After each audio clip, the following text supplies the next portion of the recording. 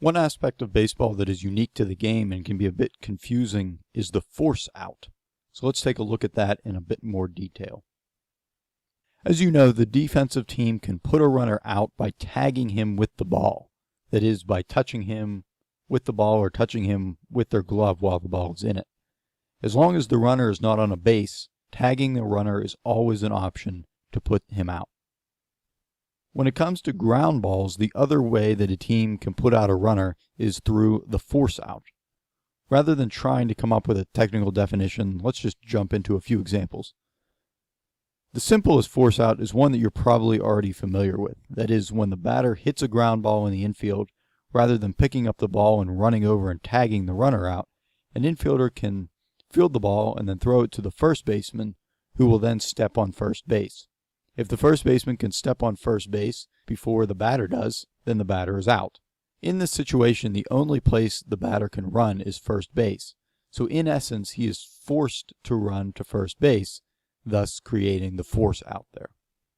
Things get a bit more complicated when there are runners on base. This time, let's say we have a runner on first base, and the batter gets up and he hits a ground ball to the shortstop. Our batter is still forced to run to first base, and we cannot have two runners on the same base at the same time, which means that our runner on first base is now forced to run to second base, which means that this has created a force out at second base as well. So rather than trying to tag the runner out, the shortstop can pick up the ball, walk over, and step on second base, which would mean that our runner who started on first base is now out. That does not necessarily mean the play is over, though, because the force out at first base for the batter still exists. So the shortstop can now throw the ball to first base, and if it beats the batter, he will be out too. If this happens, that the defense gets two outs on the same play, this is called a double play. Many times what you will see happen on a double play is that rather than the shortstop picking up the ball and running over to second base himself, the second baseman will run over to cover the base. The shortstop will throw the ball to the second baseman, who will step on second base, and then he will turn and throw the ball to the first baseman. Double plays can be exciting because they happen so quickly, and there are so many things that have to happen perfectly in order for it to work. One bad throw or a guy dropping the ball can ruin the whole play. Now, it is also a possibility that the defense will get the force out at second base, but the runner will beat the throw to first base. If that happens, the force out at second base is still an out, and the batter will now be on first base. Rather than being a single for the batter, this is called a fielder's choice. If we have runners on both first and second base, this means that there is a potential force out at first, second, and third base. An infielder can pick up a ground ball and touch any base to get the force out.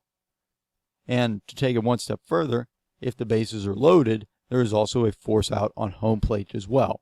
So if there's a ground ball back to the pitcher, he can pick it up, throw it to the catcher, and all he has to do is step on home plate, and the runner who is on third base will be out. The final thing we're going to look at is the removal of a force out in the middle of the play. Now, this doesn't happen all that often, but you'll see here why it is important to know when it does. Let's go back to just having a runner on first base. And when the runner is on first base, he does not actually have to be touching the base. He can take a few steps towards second base. This is called a leadoff. He has to be careful, though, because if he's not on the base, this means that he can be tagged out at any point. But back to our force out. Let's say that there is a ground ball hit back to the pitcher.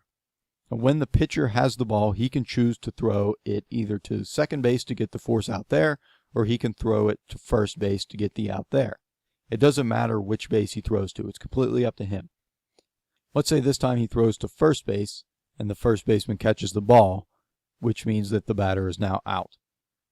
What this also means is because the batter is out, he is no longer forced to run to first base, which also means that the runner who started the play on first base is no longer forced to run to second base. He can turn back around and run to first base if he wanted to now.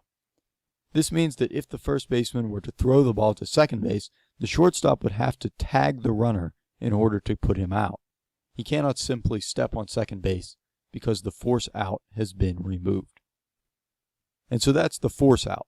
In short, when a defensive player has the ball and he puts out a runner by touching the base that runner is being forced to run to rather than actually tagging him out.